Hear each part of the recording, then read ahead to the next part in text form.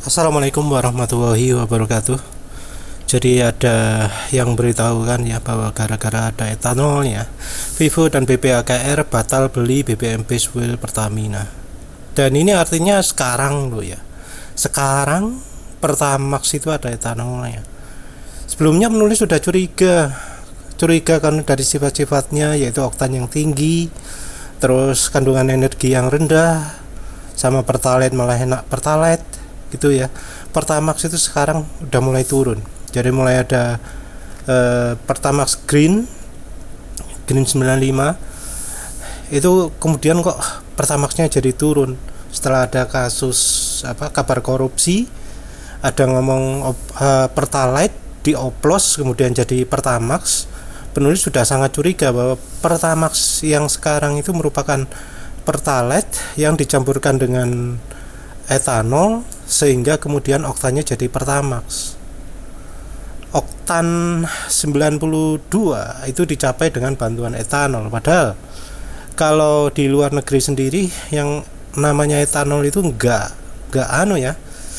disukai karena banyak efek samping. Tapi kita ngomong etanol inilah, penulis sudah curiga lama dan ternyata ini benar. Dan ya dari beritanya ini, sekarang kondisinya adalah etanol 3,5%. Jadi kondisi BBM pertama sekarang 3,5%-nya etanol. Dan ini pemerintah nggak ngomong-ngomong. Padahal etanol ini cukup merusak ya. Ini sampai batal karena ada etanolnya. Ini karena nggak ngomong-ngomong. Coba kalau jujur dari awal, nggak akan sampai sudah mau beli tapi kok batal gitu.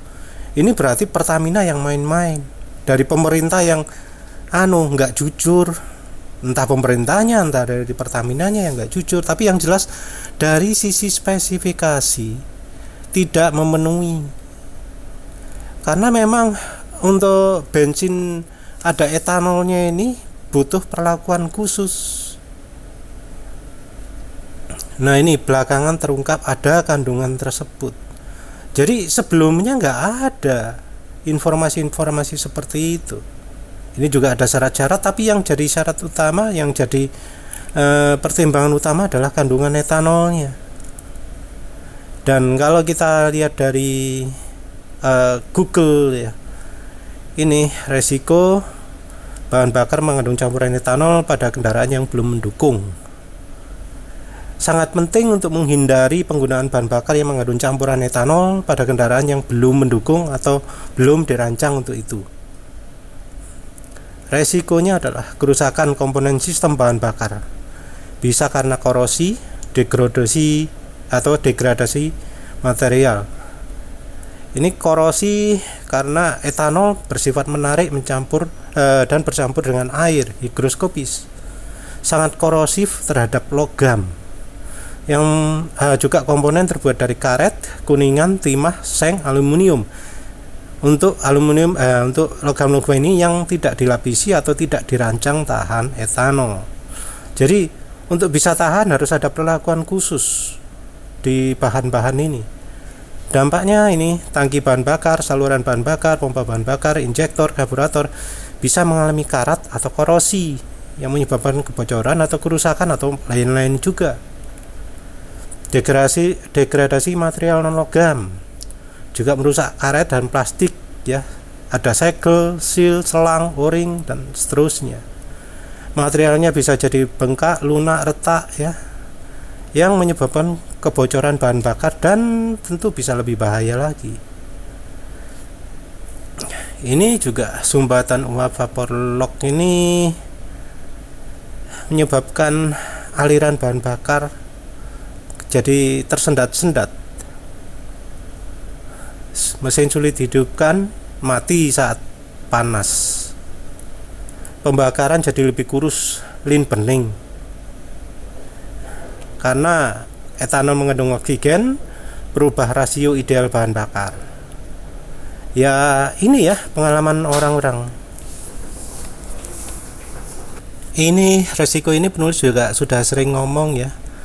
Dan ya ternyata dari Google Gemini juga setuju.